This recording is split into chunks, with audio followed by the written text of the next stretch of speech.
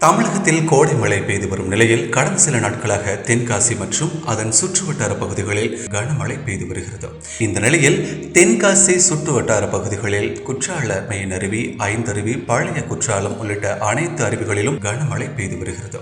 இதனால் சுற்றுலா பயணிகள் வருகை அதிகரித்தது. கனமழையால் அபாய எச்சரிக்கை விடப்படவில்லை. கடந்த 17ஆம் தேதி தென்காசியில் உள்ள பழைய குற்றாலத்தில் 300க்கும் அதிகமான மக்கள் குளித்துக் கொண்டிருந்த போது திடீரென வெள்ளப்பெருக்கு ஏற்பட்டது. இதில் 40க்கும் அதிகமான மக்கள் சிக்கினர். அவர்களை தீயணைப்புத் துறையினர் பத்திரமாக மீட்டனர்.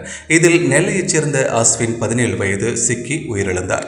தீயணைப்புத் துறையினர் அவரது உடலை மீட்டனர். இந்த நிலையில் வெள்ளப்பெருக்கின் பொழுது புதிய வீடியோ தற்போது வெளியாகி உள்ளது.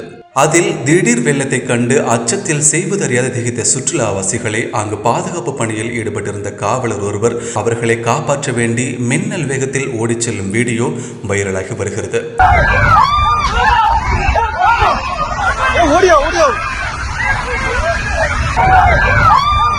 ஓடி ஓடி